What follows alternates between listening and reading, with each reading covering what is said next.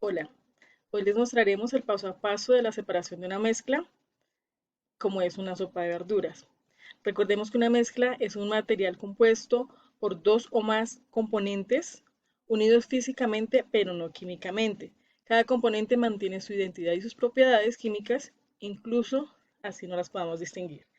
En este ejemplo, que es nuestra sopa de verduras, tenemos varios ingredientes, entre ellos verduras, la proteína como el pollo, sal y aceite. Para esta separación utilizamos tres métodos: el de la filtración, el de decantación y el de evaporación. Hola, ¿qué tal? Mi nombre es Andrés Fabián Ramos Gasca y en este caso les voy a hablar sobre la filtración. Entonces, este método de separación de mezclas por filtración es un método que se utiliza para separar un líquido que contiene partículas en suspensión, pero tiene que ser una mezcla heterogénea. De ninguna manera puede ser una mezcla homogénea, porque entonces las partículas sólidas que están disueltas en el líquido no se pueden diferenciar a simple vista y pasan a través de los filtros que utilizamos en estas técnicas de separación, en este caso pues de filtración. Para hacer la filtración la podemos hacer de dos maneras. La primera es la filtración más lenta, que es la clásica. La segunda técnica es la filtración a presión reducida o por succión, que es mucho más rápida, la cual es utilizada normalmente en los laboratorios, en donde se utilizan materiales especiales como vasos precipitados, embudos de cristal, filtros, en fin.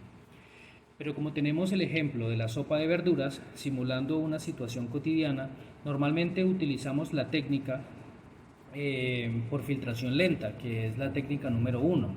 Esta puede ser desarrollada por medio de un colador, normalmente, en donde filtramos el líquido de la sopa de verduras, dejando a un lado o separando los elementos sólidos, en este caso las verduras.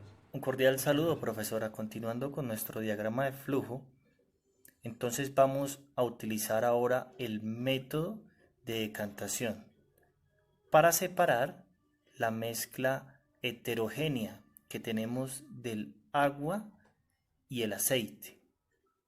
¿Por qué mezcla heterogénea? La llamamos mezcla heterogénea, pues porque su composición primeramente no es uniforme y sus componentes son fáciles de identificar. ¿Cuáles son sus componentes? Pues obviamente el agua, como lo dije anteriormente, y el aceite. Continuando entonces con el método de decantación, sería entonces la técnica para separar esta mezcla heterogénea. ¿En qué consiste? Pues consiste en utilizar un recipiente que se llama embudo de decantación. Entonces vertimos nuestra mezcla heterogénea en este embudo. Dejamos que quede en reposo. Cuando ya ésta se encuentre en reposo, entonces veremos que por la densidad de su composición, el agua, que es más densa que el aceite, va a estar en la parte inferior y el aceite en la parte superior. Abrimos la llave de nuestro embudo de decantación para dejar pasar el agua. Lo cerramos y entonces ya no quedaría en el embudo el aceite. Ahí con este método entonces ya hemos separado estos dos componentes. Buenas tardes, mi nombre es Angélica Maldonado. Mi tema corresponde a la separación por evaporación en una mezcla de agua y sal. Consiste en separar un sólido disuelto de un líquido mediante el incremento de temperatura hasta que el líquido cambia de estado, transformándose en vapor, dejando el sólido en forma de polvo seco. Solo el agua forma vapor de agua, pero la sal permanece.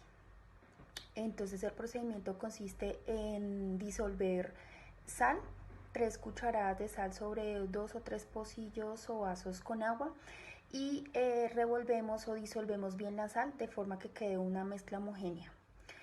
Ponemos a hervir el agua a fuego alto hasta que el agua empiece a evaporarse, y cuando ya el agua quede totalmente evaporada podemos identificar que la sal empieza a posarse sobre la base del recipiente que está sobre el fuego y empieza a volverse como una pasta de sal, ¿sí? Entonces la forma de separación por evaporación consiste en que es tanta la temperatura a la que está la mezcla hasta que se evapora y la sal queda sobre el suelo de la base del recipiente.